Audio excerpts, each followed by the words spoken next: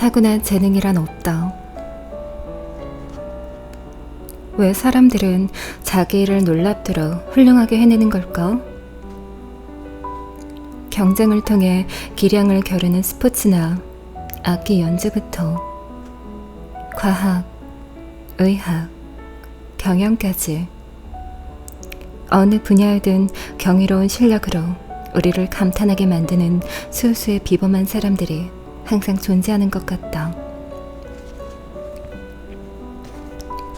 이런 사람들과 마주치면 우리는 당연히 그들이 다른 사람들은 갖지 못한 무언가를 가지고 태어났다고, 그래서 저렇게 잘하는 것이라고 결론을 내리는 경향이 있다. 그리고 그 사람은 진짜 타고난 재능이 있어 하고 말하곤 한다. 하지만 정말 그럴까? 나는 30년 이상 이런 사람들, 즉 운동선수, 연주자, 체스 기사, 의사, 영업사원, 교사 등 다양한 분야에서 탁월한 실력을 보이는 특별한 사람들을 연구해왔다. 나는 이들이 어떤 일을 어떻게 하는지와 관련된 핵심 내용을 철저하게 조사했다. 이들을 관찰하고 인터뷰하고 테스트했다. 이런 비범한 사람들의 심리, 신체, 신경 구조를 연구했다. 시간이 흐르고 연구가 누적되면서 나는 이들이 분명 비범한 재능을 지니고 있으며 이들이 발휘하는 비범한 능력의 핵심에 이런 재능이 있음을 알게 되었다.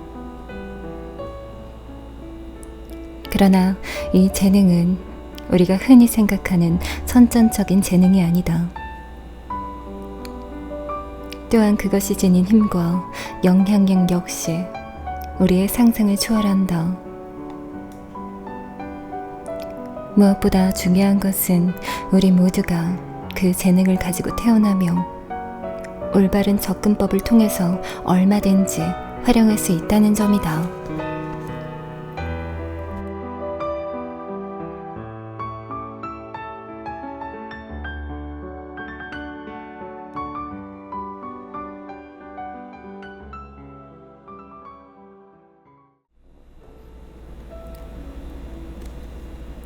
노력과 성실함에도 전략이 필요하다. 이 책은 볼프강 아마데우스 모차르트, 사가키바라 아야코의 연구에 참여한 아이들, 레이 앨런 모두가 가지고 있었던 재능에 관한 책이다. 그 재능이란 바로 인간의 뇌와 육체의 놀라운 적응력을 활용함으로써 올바른 훈련과 연습을 통해 그렇게 하지 않았다면 갖지 못했을 능력들을 만들어낸 것을 뜻한다. 뿐만 아니라 이 책은 여러분 각자가 이런 재능을 활성화시켜 자신이 선택한 분야에서 활용할 구체적인 방법을 알려주는 책이기도 하다. 마지막으로 인간의 잠재력을 바라보는 근본적으로 새로운 시각과 사고를 이야기하는 책이다. 이 새로운 시각에 따르면 인간이 지닌 삶에 대한 통제력은 우리의 생각보다 훨씬 크고 강력하다.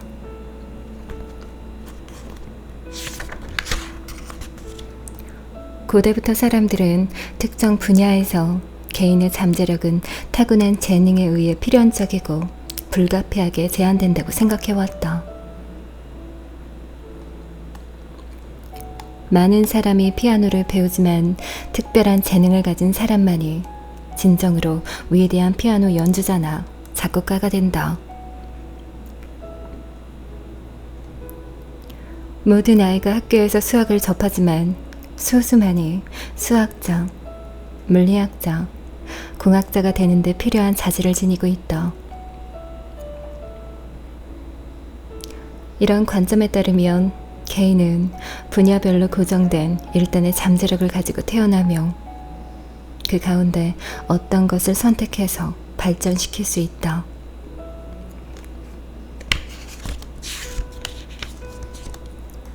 이런 잠재력은 크기가 정해진 그릇과 같아서 우리가 최선을 다해도 정해진 용량까지만 채울 수 있으며 이를 넘어설 수는 없다. 그러므로 훈련이나 교육의 목적은 그릇을 가능한 가득 채울 수 있도록, 말하자면 개인이 타고난 잠재력의 최대치가 도달하도록 돕는 것이 된다. 이런 관점은 결국 정해진 한계를 전제하고 접근하는 학습법으로 이어질 수밖에 없다.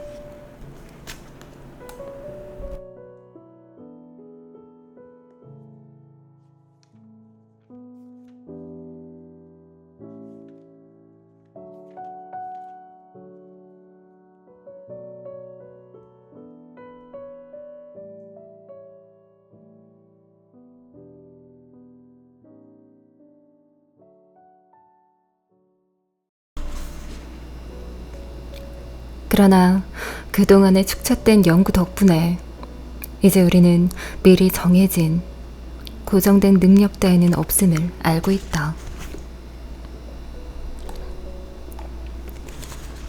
인간의 뇌는 적응력을 가지고 있으며 훈련을 통해서 이전에는 없던 능력을 새로 만들어낼 수 있다. 어떤 일이나 상황에서 결과나 흐름의 판도를 뒤바꿀 만한 중요한 역할을 하는 사람, 사건, 서비스, 제품 등을 게임 체인저라고 하는데 이런 인식이야말로 확실한 게임 체인저에 해당한다.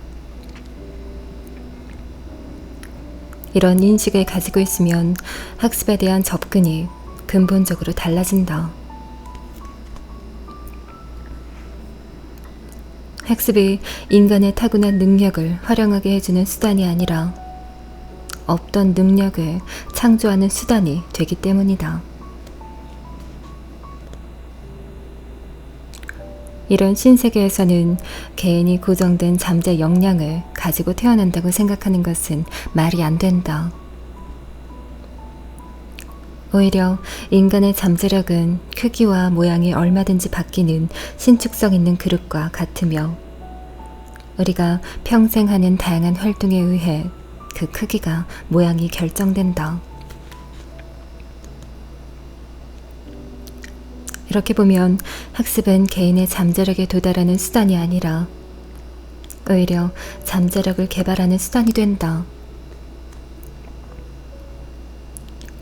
말하자면 인간은 자신의 잠재력을 만들 수 있다. 이런 원칙은 개인의 목표가 전문 피아노 연주자가 되는 것이든 스스로 즐길 정도로 적당히 피아노를 연주하는 것이든 미 프로골프협회 회원이 되는 PGA 투어에서 활동하는 것이든 그저 핸디캡을 몇 타 줄이는 것이든 상관없이 모두에게 적용된다.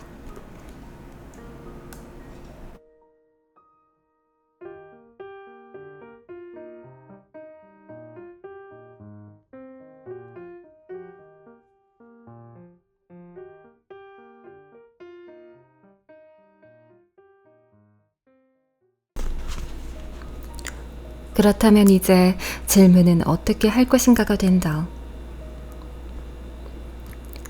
이런 재능을 어떻게 활용하여 자신이 선택한 영역에서 필요한 재능들을 개발할 것인가? 지난 수십 년간 나는 이 질문에 대한 답을 찾고자 했었다. 이 특정 활동에서 수행 능력을 향상시킬 가장 좋은 방법을 구체적으로 찾고 이해하고자 했다. 말하자면 무엇이 효과가 있고 무엇은 효과가 없는가, 이유는 무엇인가 하는 질문을 던지고 그 해답을 찾고자 노력했다. 신기하게도 이런 주제에 대해 책을 쓴 사람은 대부분이 이 질문에는 거의 관심을 갖지 않았다. 지난 수십 년 동안 우리가 선천적인 재능의 가치를 과대평가하고 기회, 동기부여, 노력 등의 가치를 과소평가해왔다고 주장하는 책이 많이 나왔다. 나도 이런 주장에 반대할 생각은 없다. 연습으로 나아질 수 있다는 사실, 그것도 많이 나아질 수 있다는 사실을 사람들에게 알리는 것은 분명 중요하다. 그렇지 않으면 노력을 해야 한다는 동기부여조차도 받기 힘들 것이다. 하지만 이런 책들은 때로 진정으로 원하는 마음과 각고의 노력만 있으면 수행 능력을 향상시킬 수 있다는 인상을 준다. 꾸준히만 하면 목표에 도달할 것이다. 듣기에는 그럴싸하지만 사실 틀린 말이다. 올바른 연습을 충분한 기간에 걸쳐 수행해야 실력이 향상되고 원하는 목표에 도달할 수 있다. 다른 방법은 없다. 나는 이 책에서 올바른 연습이란 무엇이며 효과적인 실천 방법은 무엇인지를 상세하게 설명할 것이다.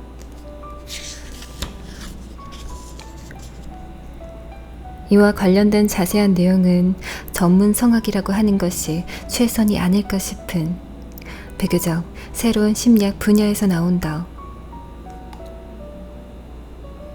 전문가, 즉 자기 영역에서 세계 최고에 속하는 사람, 수행 능력의 정정에 도달했던 사람들이 지닌 능력을 이해하는 것을 목표로 하는 심리학 분야다. 그동안 나는 이런 주제와 관련된 학술서를 몇 권 출간했다.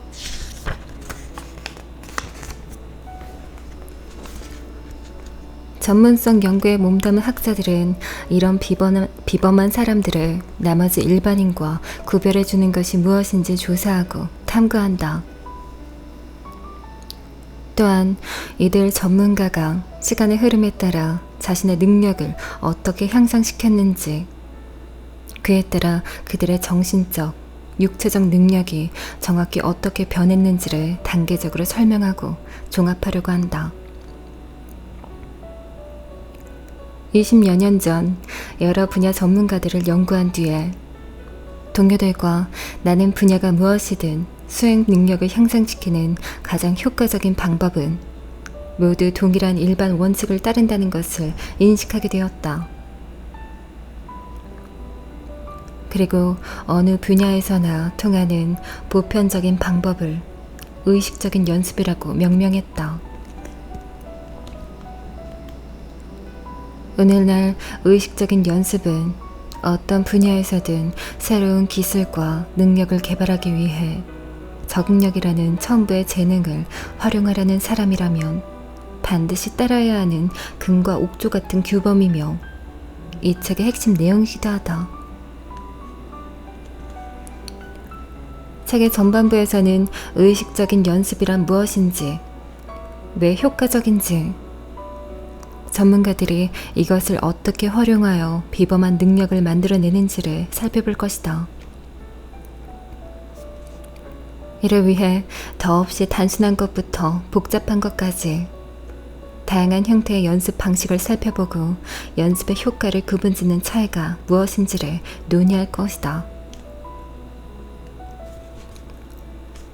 여러 종류의 연습을 구분짓는 핵심 차이 가운데 하나는 인간의 뇌와 육체의 적응력을 얼마나 활용하는가이다. 따라서 당연히 적응력이란 무엇이며 적응력을 활성화시키는 방법이 무엇인지도 살펴볼 것이다.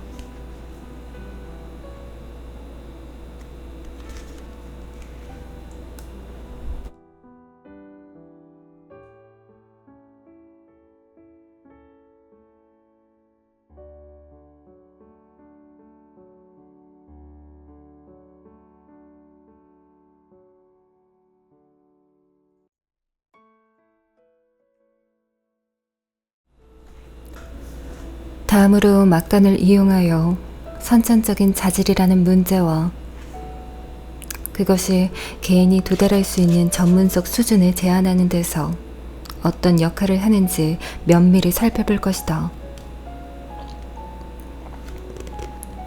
운동을 비롯한 여러 신체 활동에서는 신장이나 체격 같은 선천적인 신체 특징들이 개인의 수행 능력에 영향을 미친다.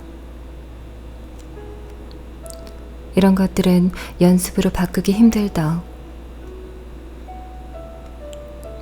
그러나 개인의 수행 능력에 일정한 영향을 미치는 대부분의 자질은 올바른 연습을 통해 바꿀 수 있다. 적어도 삶의 특정 시기 동안에는 그렇다.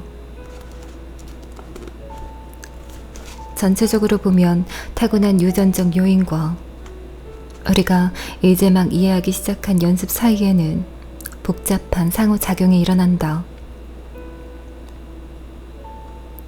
일부 유전적 요인이 의식적인 연습에 몰두하는 개인의 능력에 지속적인 영향을 미칠 수 있다.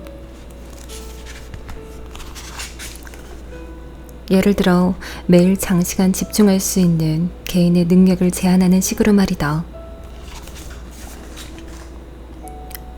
역으로 장기간의 집중적인 연습이 우리 몸에서 어떤 유전자를 활성화시키고 어떤 유전자를 비활성화시킬지에 영향을 미칠 수도 있다. 책의 후반부에서는 그동안 전문가 연구를 통해 의식적인 연습에 대해 터득한 모든 사항을 다룰 것이다. 그리고 그것이 아직 전문가가 아닌 보통 사람들에게 어떤 의미를 지니는지 설명할 것이다. 여기서 나는 의식적인 연습을 조직에서 직원의 수행 능력을 향상시키기 위해서 어떻게 활용할지, 개인이 각자의 관심 분야에서 실력을 향상시키기 위해서 어떻게 활용해야 할지, 나아가 교육 현장에서 어떻게 활성화시킬지에 대해 구체적으로 조언할 예정이다.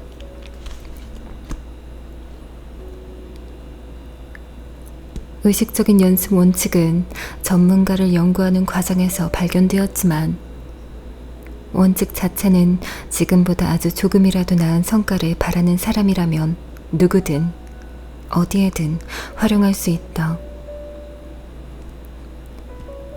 테니스 실력이 나아지기를 바라는가? 의식적인 연습을 하라. 글쓰기 실력이 향상되기를 바라는가?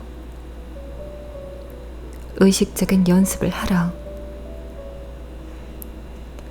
영업 능력이 향상되기를 바라는가? 의식적인 연습을 하라. 의식적인 연습은 단순히 만족스러운 정도가 아니라 세계 최고 수준에 오르도록 도울 목적으로 고안된 것으로 지금까지 나온 어떤 것보다 강력한 학습 방법이다.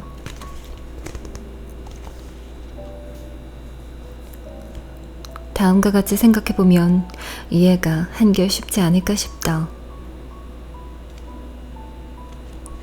여러분이 어떤 산을 오르려 한다고 가정해보자. 얼마나 높이 올라가고 싶은지는 스스로도 명확하지 않다.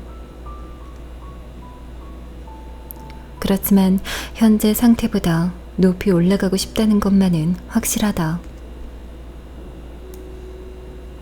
가능성이 보이는 어떤 길이든 택해 산을 오르다 보면 어떻게든 되겠지 하고 생각할 수도 있다.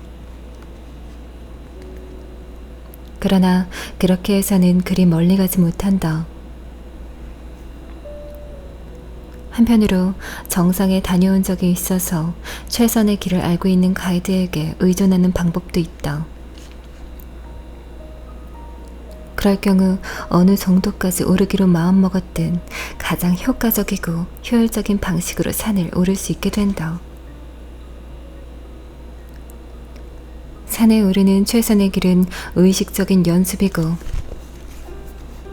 이 책이 바로 여러분을 이끌어줄 가이드다. 이 책은 여러분에게 정상까지 오르는 길을 알려줄 것이다. 그 길을 따라 어디까지 갈지는 여러분 각자에게 달렸다.